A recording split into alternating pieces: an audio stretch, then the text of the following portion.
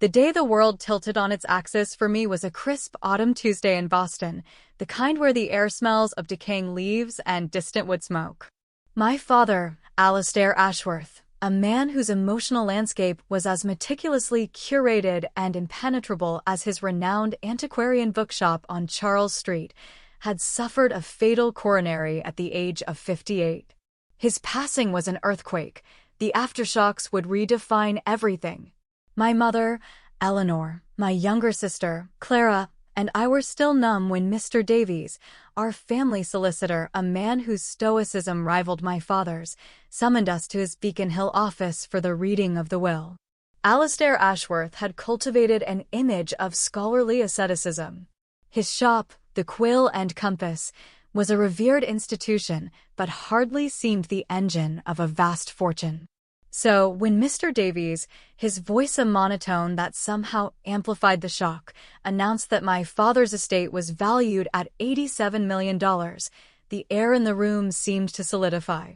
As the eldest, I, Julian, had always imagined a quiet succession, perhaps expanding the Quill and Compass online, a gentle stewardship. But the will was a double-barreled shotgun. First, the astonishing wealth, and second, its bewildering distribution. Clara and I were the primary beneficiaries, with significant trusts established in our names. Our mother, Eleanor, aged 52 and my father's partner for nearly 3 decades, was allocated a sum that, while comfortable, was insultingly disproportionate to the whole. This pronouncement didn't just strike a nerve, it detonated a minefield. The ensuing days were a maelstrom. Eleanor, a woman of quiet strength, crumbled. How could Alastair, her husband, her life's companion, have amassed such staggering sums through what obscure investments, what clandestine ventures without a whisper to her? And why this cruel, inexplicable partitioning of his legacy? Her grief, sharp and raw, quickly alloyed with a corrosive suspicion. She began to question the will's validity, her trust in the man she'd loved fractured. Clara, then 27, possessed an unnerving poise amidst the chaos, her composure a stark, almost alien counterpoint to our mother's unraveling, hinting at a prescience none of us understood. I was trapped in an emotional vice, grappling with my mother's rising tide of disbelief and the surreal reality of our newfound and deeply uncomfortable affluence. Why the secrecy? What life had my father led parallel to the one we knew? This inheritance, far from a windfall, felt like a poisoned chalice, threatening to shatter the very foundations of the Ashworth family. The will became our family's unholy scripture, debated, dissected, and despised. In the weeks that followed, the fault lines deepened. Eleanor, her initial shock crystallizing into a steely resolve, announced her intention to legally contest the will. Our family home in Brookline, once a haven of quiet intellectualism and warm dinners, transformed into a Cold War theater, allegiances shifting like shadows. I wrestled with my own loyalties, torn between comforting my grieving mother and honoring what seemed to be my father's uncharacteristically dramatic final wishes. This dispute exhumed long-buried familial tensions, making me question the bedrock of our relationships. The $87 million, a figure that once seemed abstract, now loomed, promising to irrevocably alter our lives, but at what soul-crushing cost? Each legal letter, each strained phone call, underscored the grim trajectory we were on. The subsequent period was a deluge of legal jargon and emotional attrition. Eleanor, fortified by a potent cocktail of grief and indignation, formally challenged the will. She couldn't reconcile the Alastair she knew with the man who had secretly built an empire worth $87 million, nor could she accept his decision to effectively marginalize her in its dispersal. The document itself, she argued, must be flawed. Supported by Mr. Sterling, a formidable litigator specializing in contentious probate, Eleanor launched her offensive. The Suffolk County Probate and Family Court became the unwilling stage for our family's unraveling. Eleanor's legal team contended that Alastair, in his final months, might have lacked the requisite mental acuity or worse, had been subject to undue influence from parties yet unknown. The specter of a fraudulent document was even raised. Each court appearance was an exercise in public flagellation. I stood by Eleanor, not wholly convinced by her theories, but understanding her desperate need for answers. Clara, however, adopted a stance that drove a further wedge between her and our mother. She maintained, with a firmness that bordered on coldness, that our father was a man of sound mind, and that his wishes, however unorthodox, should be sacrosanct. As the legal machinery ground on, the strain became almost unbearable. The case, involving a well-known Bostonian family and a surprising fortune, inevitably attracted the city's voracious press.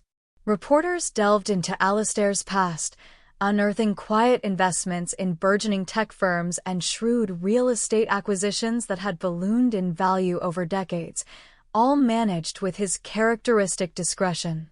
Our private agony became fodder for the Sunday papers. Throughout this, Mr. Sterling proved to be an anchor. His profound knowledge of probate law and his unflappable demeanor provided a modicum of stability. Yet, his attempts at mediation were often swallowed by the emotional whirlpool. The legal battle also forced a painful reassessment of my father. With each disclosure, the image of the quiet, bookish man I'd revered was overlaid with that of a secretive, almost Machiavellian financier. This inheritance, shrouded in mystery and bound in legal red tape, became a monument to our family's fractured connections and hidden truths. Eleanor, however, remained unyielding, her pursuit as much about validating her own life and marriage as it was about the money. The dispute didn't just expose Alastair's hidden financial acumen, it began to warp the internal architecture of our family. Clara's perspective, initially one of shocked surprise, evolved, hardening into an almost zealous defense of our father's testamentary decisions. She posited that Alastair's choices, however painful, were deliberate, perhaps intended to teach us lessons we were too embroiled in our emotions to discern. This brought her into direct, painful opposition with Eleanor, whose challenge was predicated on a profound sense of betrayal. Family dinners, when they rarely occurred, became verbal battlefields. Clara accused Eleanor of disrespecting Alastair's autonomy. Eleanor lamented Clara's apparent lack of empathy for the emotional devastation the will had wrought. As Clara increasingly sided with the letter of the will, she drifted from Eleanor. Their previously warm, if sometimes complex, relationship chilled into a strained formality. I found myself the reluctant fulcrum, attempting to broker a peace that seemed increasingly impossible. This schism also affected my bond with Clara. We had always been close, confidants in the quiet world our father had built. Now, this inheritance exposed a chasm in our philosophies regarding wealth, familial duty, and loyalty. Clara's newfound assertiveness, her conviction that our father's design was paramount, created an unexpected distance between us. Her arguments, however, did force me into a deeper introspection. Was there a difficult truth, a challenging lesson, embedded in Alastair's cryptic legacy? This self-examination was a lonely path, often placing me at odds with both Eleanor's righteous grief and Clara's pragmatic, almost stoic acceptance. Months bled into a year, the inheritance dispute casting a long shadow over every aspect of our lives. The legal wrangling, amplified by internal rifts, drew unwelcome attention. In this crucible of emotion, I often pondered the true meaning of legacy. The Ashworth name, once synonymous with quiet scholarship, was now tainted by public discord. As Clara orbited further from our mother's sphere of grief, it became chillingly clear that the resolution, whatever it might be, would permanently redefine the Ashworth family. Throughout this ordeal, Mr. Sterling, our family's legal counsel in this matter, became more than just a lawyer. He was a strategist, a confidant, and often a reluctant therapist. He understood that the $87 million were merely the catalyst for a deeper, more personal implosion.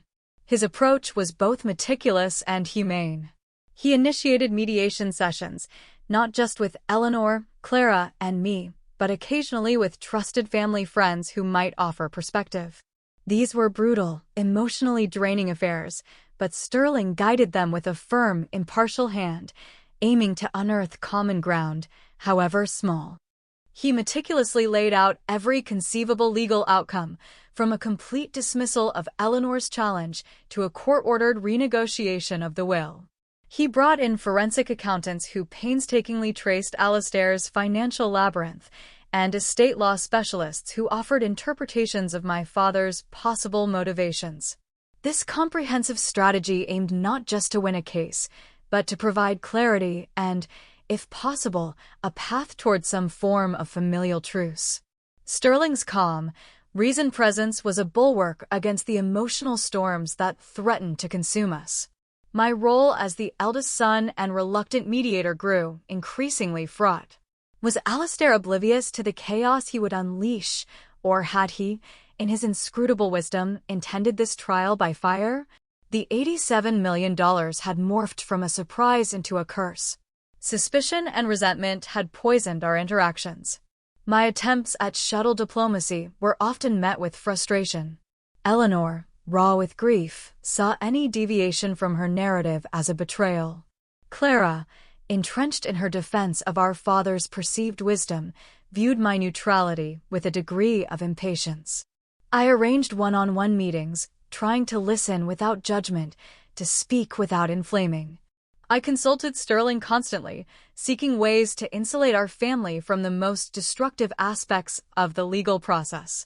The relentless media spotlight only intensified the pressure, casting us as characters in a tawdry drama.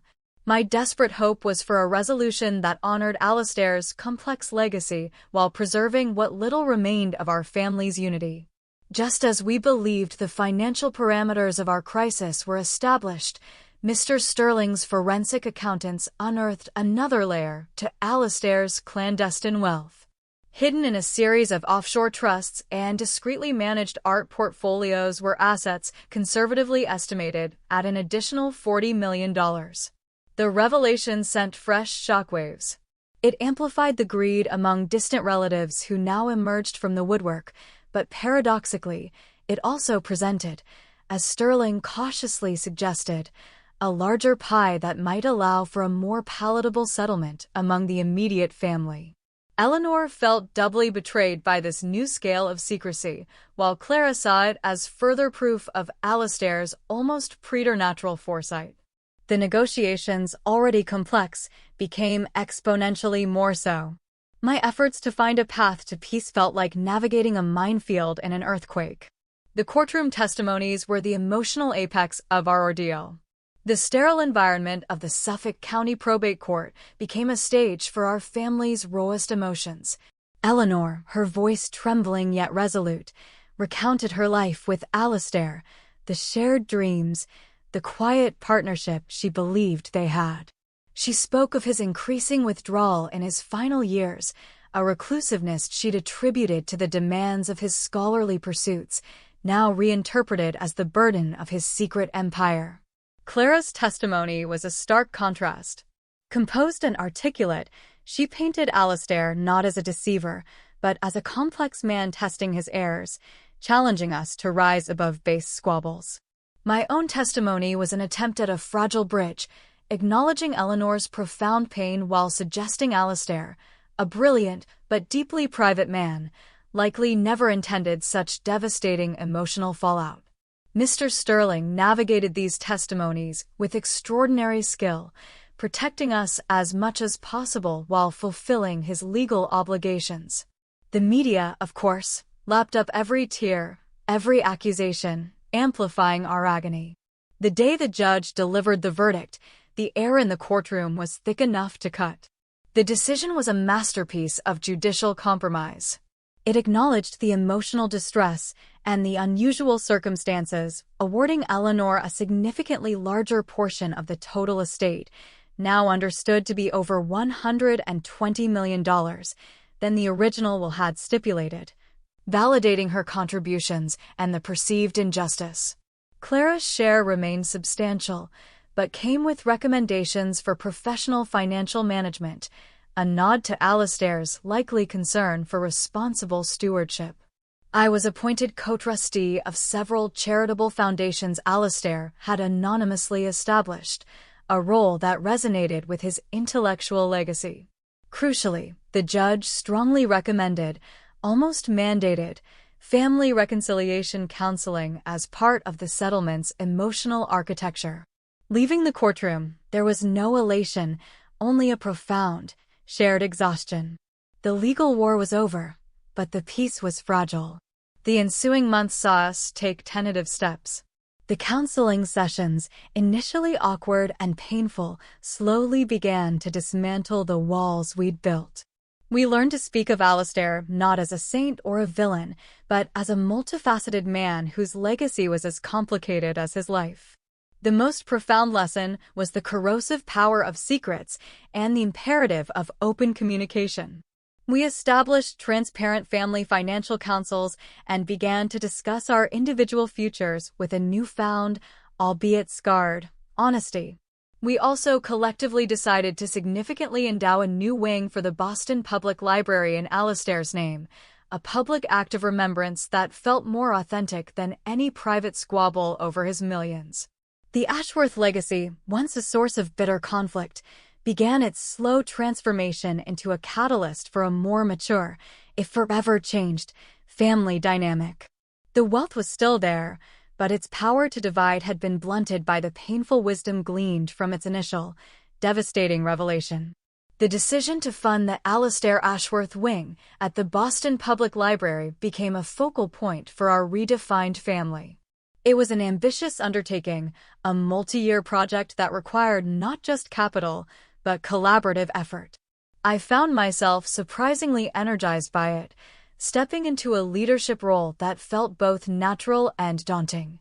My father's world of books and scholarship, once a quiet backdrop to my life, was now a domain where I could actively shape his public legacy. Clara, with her sharp financial mind, took charge of overseeing the endowment and ensuring the project remained fiscally sound, her pragmatism proving invaluable.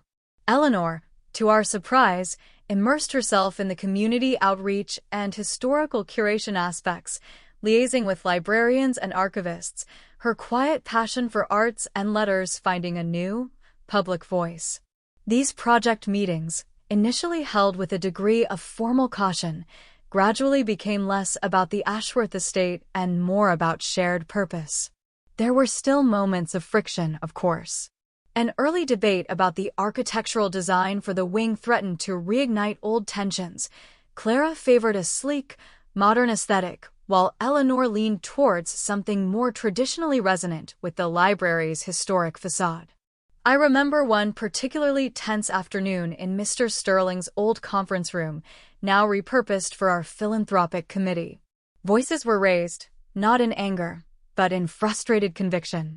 Yet, unlike before, we paused. We listened. We drew on the techniques from those grueling counseling sessions, articulating our perspectives without accusation, seeking compromise rather than victory. Eventually, a hybrid design was agreed upon, one that respected both heritage and progress, a metaphor, perhaps, for our family itself. The family financial councils, mandated by the court but embraced by us, became a regular fixture. Held quarterly, these were initially stiff affairs, overseen by a neutral financial advisor Mr. Sterling had recommended. We reviewed investments, discussed distributions, and planned for future tax liabilities. The transparency was almost jarring at first, after decades of Alastair's financial opacity. But with each meeting, trust grew. Clara, once perceived as coldly pragmatic, revealed a thoughtful consideration for long-term family security, not just her own. Eleanor, no longer feeling marginalized, contributed valuable insights gleaned from her community involvement, often suggesting ethical investment avenues. I learned to articulate my own financial goals and concerns, something I'd never felt empowered to do under my father's formidable shadow. Individually, we were also changing. I decided to reimagine the Quill and Compass. Instead of just an online expansion, I transformed part of the historic Charles Street shop into a small literary event space and a nonprofit hub supporting emerging Boston writers, funded by a portion of my inheritance. It was a way to honor Alastair's love for literature while infusing it with my own vision. It wasn't about the profit, it was about cultivating the intellectual community he'd cherished, but in a more open, accessible way. Clara, initially resistant to the softer side of philanthropy, found herself drawn to a literacy program for underserved children that the Ashworth Foundation began to support. She started volunteering, using her organizational skills to streamline their operations. Seeing her patiently reading to a group of mesmerized children one afternoon, a far cry from the composed, almost formidable young woman in the courtroom, was a quiet revelation. The inheritance and the difficult path through it had unlocked a capacity for connection she herself might not have known she possessed. Eleanor, perhaps, underwent the most visible transformation. Freed from the ambiguity of Alastair's hidden life and secure in her own recognized standing, she blossomed. She joined the board of a local arts museum, her opinions sought after, her presence respected. She even started taking painting classes, something she'd longed to do for years, but had always deferred. The bitterness that had once etched her features softened, replaced by a calm, self-assured grace. She spoke of Alastair with a more complex understanding now, acknowledging the pain his secrecy had caused, but also remembering the intellectual companionship and the shared life that, despite its hidden facets, had also contained genuine affection. There were still days when the ghost of the conflict lingered. A misspoken word, a particular anniversary, could trigger a memory of the courtroom's harsh lights or the sting of a lawyer's question. But these moments no longer sent us spiraling. We had learned to acknowledge the scars, to understand that healing didn't mean erasure. Alastair Ashworth's legacy was no longer just about the 87 million or the additional 40. It was about the resilience his actions, however unintentionally, had forced us to discover within ourselves and, remarkably, within our fractured family unit. Years later, at the dedication ceremony for the Alastair Ashworth wing, the three of us stood together. Eleanor delivered a moving speech about the power of words and community. Clara spoke briefly but eloquently about sustainable philanthropy. I said a few words about my father's passion for knowledge. Looking out at the crowd, at the gleaming new space filled with books and eager readers, I felt a sense of peace that had once seemed impossible. The inheritance had, indeed, changed our lives irrevocably. It had nearly destroyed us. But in navigating its treacherous currents, we had learned to build new bridges, not just with each other, but towards a future where the Ashworth name might stand not for discord, but for a hard one, and therefore more precious understanding. The wealth remained, managed now with shared responsibility and a clearer sense of purpose, but the true inheritance was the rebuilt family, imperfect, scarred, yet undeniably stronger. The years following the dedication of the Alastair Ashworth wing settled into a rhythm of quiet productivity and a hard-earned, often unspoken, gratitude. The raw edges of our past conflict had smoothed, not vanished, but burnished into a kind of collective wisdom. The Ashworth Foundation, now a well-respected entity in Boston's philanthropic landscape, became the most visible manifestation of our family's transformed legacy. One of its newer initiatives, Boston Bridges, aimed to fund vocational training programs for at-risk youth, a project Clara had passionately championed. It wasn't without its complexities. Selecting partner organizations, ensuring accountability, and navigating the inevitable bureaucratic hurdles required constant attention. There was one instance where a promising startup program faced an unexpected funding shortfall due to a city grant delay. In the old days, such a stressor might have fractured us, leading to accusations or panicked decisions. Instead, we convened a family council meeting, now a comfortable, almost routine event. Clara presented the situation with her characteristic clarity, Eleanor offered thoughtful perspectives on community impact, and I helped brainstorm bridge funding solutions drawing from the Foundation's contingency reserves. The problem was addressed calmly, collaboratively. It was a small victory, but it spoke volumes about how far we'd come. The Quill and Compass, under my stewardship, had indeed become more than just a bookstore. The literary hub hosted regular readings, workshops, and even a small annual poetry prize. I'd met my wife, Olivia, an architect with a keen eye for urban renewal, at one such event. Our life together was built on open communication, a stark contrast to the silences that had defined my parents' later years. When we decided to start our own family, the conversations about wills and estate planning were immediate and transparent, a direct lesson learned from Alastair's shadowed legacy. We wanted our children to inherit clarity, not confusion. Clara's involvement with the literacy program had grown from volunteering to a board position. She brought her formidable financial skills to bear, helping them secure long-term endowments and expand their reach. She remained fiercely private, but the rigid composure that had once seemed like armor had softened, revealing a deep well of compassion, especially for young people facing adversity. She wasn't married, but her life was rich with close friendships and a profound sense of purpose. She once remarked, during a quiet dinner, that navigating the estate dispute had inadvertently taught her the value of assets beyond the purely monetary. Eleanor, now in her late 60s, was a vibrant force. Her paintings, initially a private solace, had begun to attract attention, leading to a small, successful gallery show. She traveled, often with friends from her art circles, but her home in Brookline remained the family anchor. It was no longer a battleground, but a place of warmth, filled with her art, books, and the laughter of her first grandchild, my daughter, Sophie. She talked to Sophie about Alastair, not dwelling on the pain, but sharing stories of his intellect, his love for rare books, and his quirky sense of humor, presenting a more complete, human picture of the man. One of our new traditions was an annual family retreat in late September, around the anniversary of Alastair's passing. We'd rent a house on the Cape or in the Berkshires.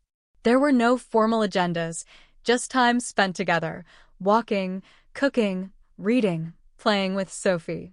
During one such retreat, as we sat on a porch overlooking a fiery autumn landscape, Eleanor mused, Alastair would have hated all that courtroom drama.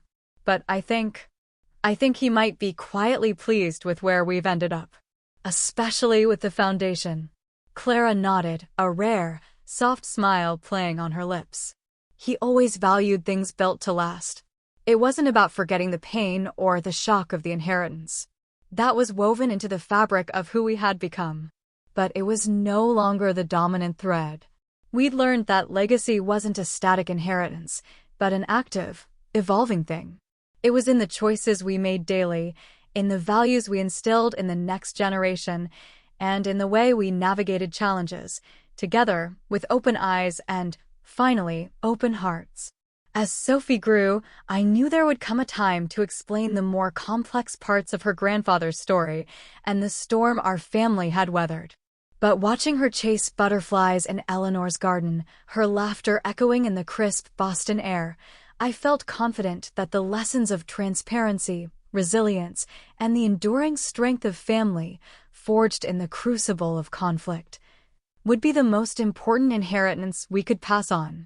The Ashworth legacy, once a source of division, had become a testament to the possibility of rebuilding, not just fortunes, but futures.